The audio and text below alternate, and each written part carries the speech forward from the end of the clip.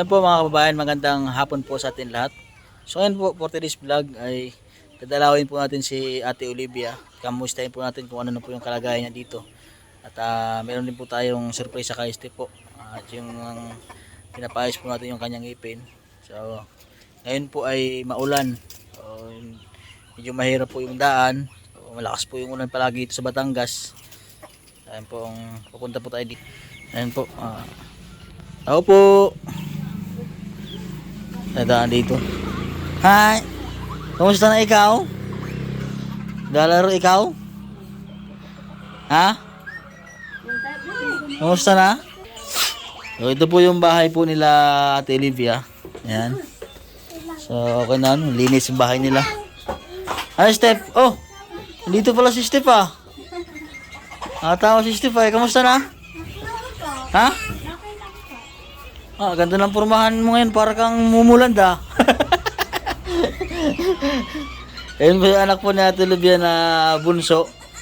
Ay naglalaro siya oh. Bising-busy sa buhay. Kamusta na Steph? Okay lang po. Nakapa-enroll ka na? Ha? Hindi pa po. Hindi ka pa nakapa-enroll? Ay, mismo teacher na po daw. Mismong teacher na yung mag-i-enroll. Ako. Anong year mo na ngayon? Magpapag-year po. 4th year high school. Ngayon po, grade 10. Grade 10 ba yun ngayon? Malapit na So, kamusta ka naman dito? Ha? Kamusta? Nagka-chat pa kayo na sir? Nagka-chat kayo na sir? Nag-uusap kayo na sir? Ako. Sponsor mo? So, mamaya, mag-uusap tayong dalawa. Ate, kamusta po muna siya si Ate Olivia? So, ito po si Ate Olivia, yan. So, malakas na si Ate Olivia, oh. Ayan. So, itong ngayon, tag-ulan po Ate Olivia. So, ano po kayo? Basa po ang ano nyo dyan? Natulo po yan? Oo, aring ko sila naman. Ha? Opo. Malakas? Opo. Aring nga magbasa pagka ano. Pero doon naman hindi masyadong. Hindi po masyado, Ayan po. Anong ulam nyo ngayon? Ay, gulay mo. Gulay? Kamusta na yung pakiramdam mo Ate Olivia? Maayos naman po. Maayos na? Ayos na yung pakiramdam nyo? Opo. Sigurado ka? Opo. Nakakasain ka na Ate Olivia? Ito? Opo, nakakapagluto na ako. Ibig sabihin, nakakapagluto ka na rin. Opo. Dahan-dahan lang din, baka ikay mabinat, Oo nga po. huwag masyadong mag-prepare ng bubuhat. Lalo na sa pagbubuhat, yung yung medyo sigurado ka, okay na yung kalagayan mo. Ha? Opo, ayos na naman po ako. Okay na, sigurado ka ha? Opo, nakakapag-ano na ako luto. Nakapagluto ka na. Opo. Sa katawan mo, Ayos na naman po. ayos na. Yung pagkain nyo dito sa araw-araw, kamusta naman? Ayos naman. Okay naman. Opo. Ha? Ba't parang inaaway mo ako? Parang nahampas mo ako. Na, Ha? sa inay, nakita ko kayo sa taas, hindi ho daw kayo nakilala. Galing siya sa taas, nag-tiktok. Nakita ko nga siya, pasayo-sayo dun sa taas. Hindi niya ako nakilala. So ito po si Ate Olivia po mga kabayan. So malakas na po siya. Awaan po ng Panginoong Diyos. At siya po ay naayos po natin yung kalagayan niya. So mapapansin niyo po dati, kung kauna na po natin siya nakilala, ay talagang nakahiga na po si Ate Olivia. Nandun lang po siya sa sulok. Ayan po, naalagaan na lang po siya. Ngayon ay nakapag-start na po ulit siyang mag-asikaso ng kanyang mga anak. Nakapagluto na po daw siya. Saka paghugas, sa pagbubuhat lang ha, paalalahan lang kita sa pagbubuhat. Iwan mawag ka muna gaanong magbubuhat, At kung may man, di pwede naman magsabi kung kung ano yung nararamdaman mo, Kasi andito lang naman kami para magsubaybay sa inyo, matulong. Basta kung ano mo yung nararamdaman mo ay magsabi ha. Opo. Oo. Huwag mahiyang magsabi. Po si Ate Olivia dito. Ang asawa niyo po ay nasaan po ang asawa niyo ngayon? Nasa saan ba? Sa Bego nga po. Nasa Punta Puigaw. Opo. Anong trabaho niya po doon? Construction po. Nagko-construction po siya ngayon. Gawa po ngayon ay taghirap po sa pag-uuling. Ang hirap pong ho, ang hirap na. Ayun, medyo malayo-layo nga ho, 500 ang ano.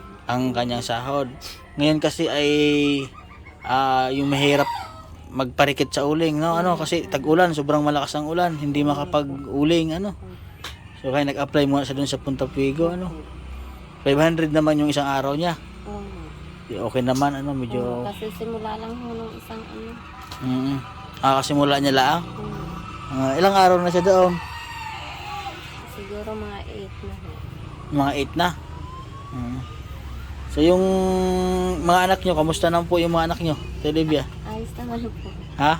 Okay naman. Okay naman. Wala naman po kayo dito. Tag-ulan po ngayon, ano? Oo nga po eh. So si Stephanie, nag-ano man siguro siya ng sponsor niya, no? Lagi naman siguro sila magkausap ni Sir. Ha? Ewan ko, hindi. Pero nga. Ayan po, kausapin ko rin si Steph. Busy lang siguro si Sir. Oo nga. Yung sponsor po ni Stephanie po mga kabayan. So yun po yung si Sir na gusto pong tumulong kay Steph. Yun po. Ayun nga po ay ako po ay naghahanap po ng dentist na kung saan po makamura para mapaayos po yung kanyang ngipin. So ayan.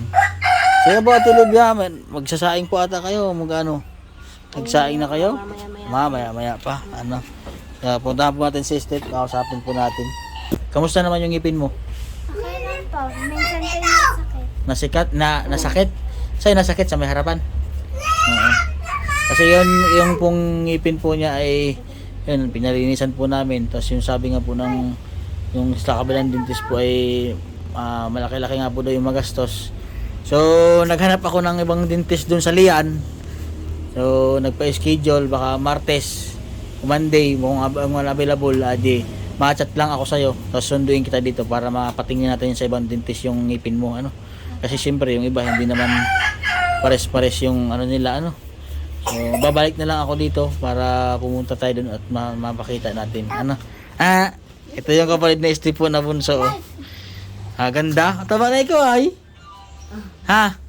Balik na lang ako dito para maganda na ang iyong ngiti. So, masakit ba dito? Masakit dito sa ano? Opo, minsan lang po. Minsan?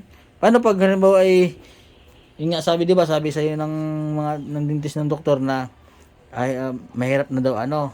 So kung di ba sabi niya kung ano yung ano pwedeng tanggalin, napayag kapag gano'n, tapos pustiso? Bahala po kasi. Ha? Kayo po ang bahala.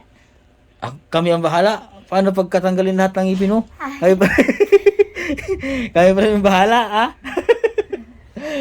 Sige. Yung ano man yung hanap tayo ng mga ibang dentist na kung ano yung kung isa lang yung kanilang sabihin, edi kung saan po yung ma-afford ni Sir na mapaayos yung ngipin mo, edi inalaang kung anong gusto niya, ano. So siya lang din naman po ang nagsabi na gano'n nga, gusto kanya matulungan mapaayos yung ngipin mo, ano. Siguro siyempre para yun nga, napansin niya kasi na pag nagngiti ka ay hindi talagang ngiting-ngiti, ano. Ano lang kasi yun nga, may sira kasi yung ngipin niya sa may harapan. Yan po. Kasi si Steve po ay ano yan, pang laban sa school, sa binibining ano yan? Binibining Pilipinas. Kinukuha nga ako niyan dati. Ha? Ibig sabihin, Steve, kinukuha ka rin dati ng mga miss-miss, ganun? Opo, ayaw ko lang po. Kinukuha Ha? Sa basketball. Kinuha kami sa basketball? sa school. Sa school. Ma-TikTok yung pag sa basketball, ano. Ayan. Dati yata kinukuha kayo. Kinukuha ka dati. Sa banda. Oh, magastos yun. Ay, sa banda. Ngayon. Sa school, ano. Ngayon, lagi na paalalahan namin sa'yo ay mag-aaral na mabuti, ha? Oh. May bibili na ata ulit, eh. Wala pa. Ha? Wala pa. Wala. Very good. Alay, may bibili na ulit. Yung boyfriend mo dati, nag-break na kayo. Opo. Aba. Nag-break, ano, kasi kayo ay susubaybayan ko kayo. Kayo sa pag-aaral, Sir. Kasi sinabi naman siguro sa'yo na tutulungan ka ni Sir, ano. Opo. Na ano. Basta ano lang. Kasi pag kayo nakapagtapos sa pag-aaral, graduate ka sa college, hindi kaya mo matulungan mga kapatid mo. Tapos pag nakatapos ka sa pag-aaral mo, trabaho, wag mo na mag-asawa agad. Opo. Baka pagkatapos mo sa pag-aaral ay mag-asawa agad. Kukuritin ka ni Ate Olivia. Hindi, joke lang po mga kababayan. Yung po ay ano lang. Pinapatawa lang natin si Steve. Ay, ganda-ganda naman yung bibi na yan. Oh. Ah. Tumaba na ikaw ah. Dami sigurong pagkain kaya ano eh. Kaya Steve ha, babalik ako dito para punta tayo doon. So ito po mga kababayan yung update po kay Ate Olivia po at saka yung update po natin dyan sa kay Steve po para paayos po yung kanyang. Don't forget to subscribe po sa aking YouTube channel, Mastering Ring channel po. At huwag niyo pong kalimutan share po, like at dun po sa at wag niyo rin pong skip yung ads kasi yun po yung way niyo para po makatulong din po sa aming mga charity vlogger. At yun po. At God bless po. Magandang hapon po sa atin lahat.